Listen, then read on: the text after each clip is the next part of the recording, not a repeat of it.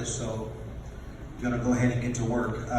The theme of this evening, you've heard it time and time again, is Jesus Christ, the cure for a community in crisis. I chose 1 John 1:7 as one of the three scriptures that I will use for this evening. It says, "But if we walk in the light, as he is in the light, we have fellowship with one another." That sounds like community.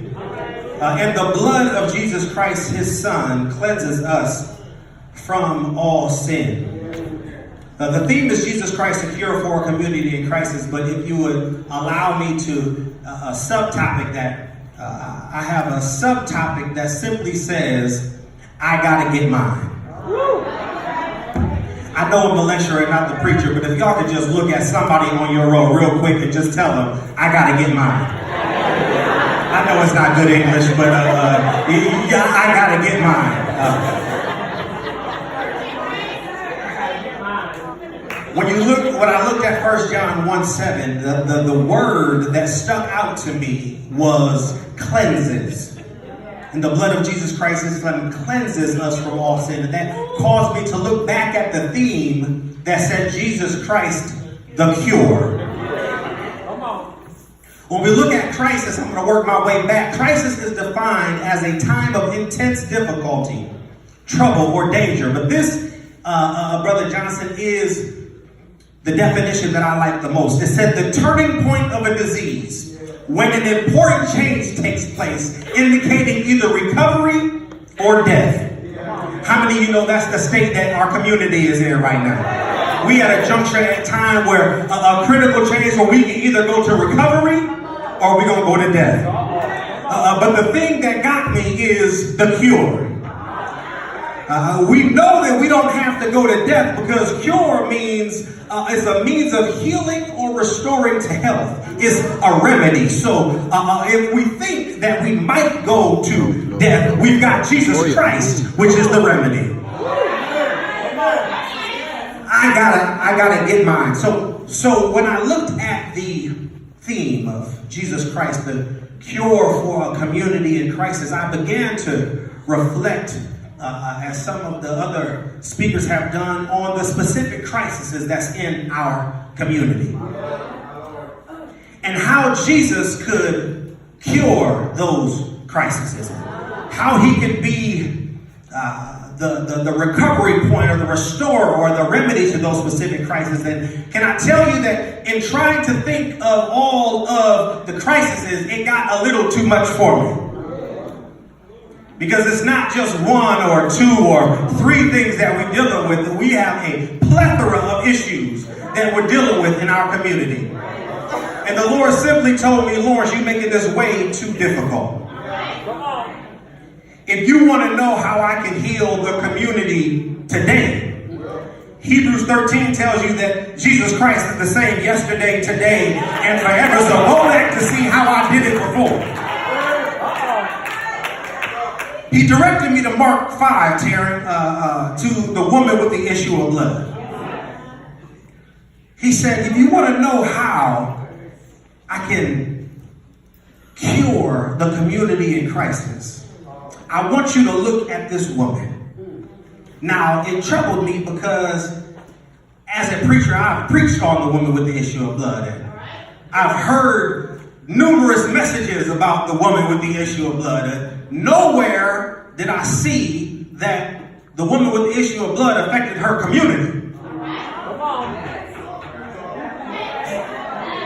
He said, go ahead and walk through the story. I said, okay, Jesus was going to Jairus' house, and on the way to Jairus' house to heal his daughter, here comes this woman with an issue.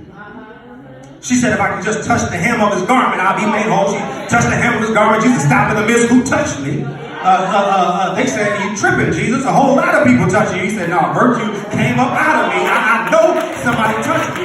Here comes this woman laying down at the feet of Christ with her issue. I said, okay, God, I like the story, but I still don't see where the community was affected. He said, keep going. What happened after that? So, you know, my smart self, I said, well, then he proceeded to Jairus' house. When Jairus' family came and said, hey, hey, no need to trouble the master no more. Your daughter's already dead. He said, don't fear, only believe. But I still don't see where a community was affected. He said, because Lawrence, you missed it. You still looking right afterwards. So Mark 5:28 and 29 says, for she said, if I could only touch the hem of his garment, I shall be made whole. Immediately the fountain of her blood was dried up, and she felt in her body that she was healed of her affliction. He said, go to Mark 6:56. You see, in the next chapter, because the lady with the issue of blood said to herself, if I could only touch the hem of his garment, and her issue was clean, Mark 6:56 says, wherever he entered, into the villages, talking about Jesus, into the cities or into the country, they laid the sick at the marketplaces and begged him that they may touch the hem of his garment. And as many as touched him was made well. He said, Lord, listen, if you want to know the cure for the community is you getting well.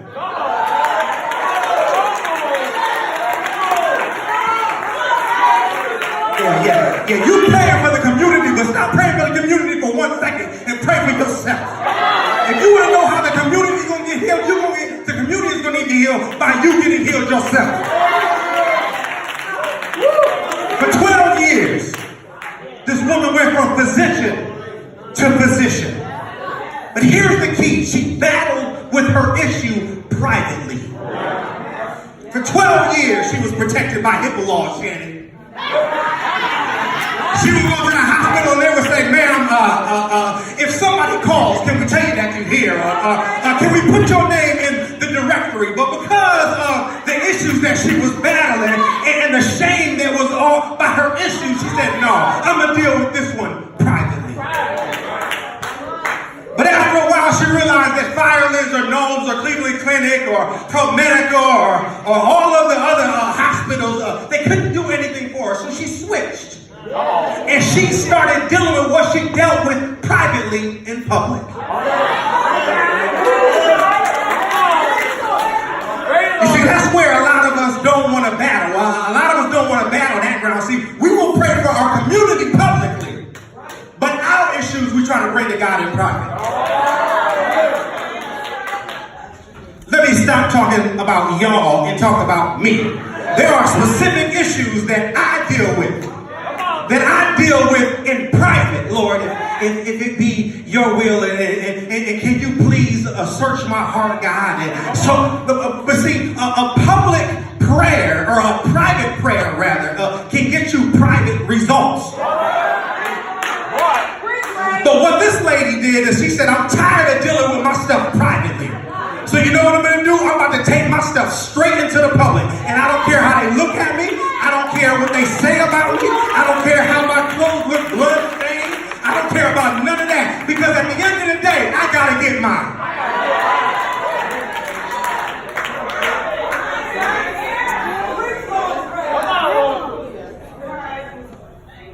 We have to not shy away from allowing people to know that we got issues. For so long, issues have been taboo in the church. We wake up and we get dressed up and we put our face on and we come and we dance and we shout and we sing and we look like we got it all together. But I come to tell you, unless we can have our issues public, unless somebody out in the world can see, oh, they battling too? Oh, they going through that too? Oh, they did that too? Okay, well, I tell you what, if God did it for them, I know that he can do it for me.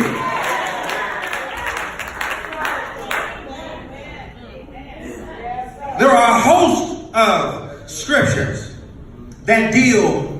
I'm sorry, sit down. I'm lecturing. I'm not preaching. There are a host of scriptures that deal with independent people asking for their own independent healing, which resulted in a whole community being healed. And in Luke 5:12, the man healed with the leprosy, it says, and it happened when he was in a certain city that behold, a man who was full of leprosy saw Jesus. He fell on his face and implored him, saying, Lord, if you are willing, you can make the community clean? No, that's not what he said. He said, Lord, if you're willing, you can make me clean.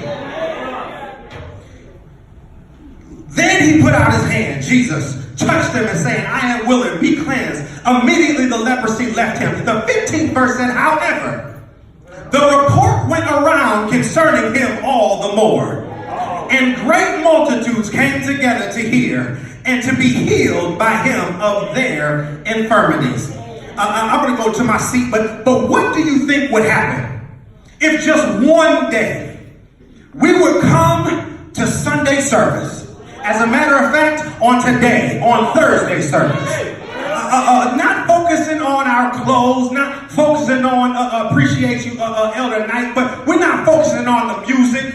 We're not focusing on the people that's on our row. We're not focusing on anything else. But one day, today, we just grab a hold of a Jacob prayer and tell God, I'm not going to let go until you bless me. I'm not going to leave here, brother, sister, I promise. I'm going to pray for you on tomorrow. But tonight, I got to get mine. I promise you, community, your first thing on my mind on Monday morning. But today, I'm not doing nobody no good if I'm not good by myself. I promise you, the people that deal with you every day in your home, on your job, in your church, all of those people that deal with you every day, I promise you, when they see a change in you, you're not going to have to say, hey, will you come with me to church on today? Do you think it's possible that you can go with me? No, they're going to say, hey, if he did it for Lord, I see the change. I see the change in Lord. He ain't talking the same. He ain't acting the same. And he don't even look the same. If he did it for him, I'm going to see Christ myself. Saints on tonight, I implore you, if you truly have a heart for the community, have the heart to tell God, change me. Search me, Lord. Not if you find something that's not like you, but God, when you find all of those things, when you find all of them, I need you to take it out of me. And I promise you, once we do that you're going to see Jesus begin to be the cure for the community. Be blessed.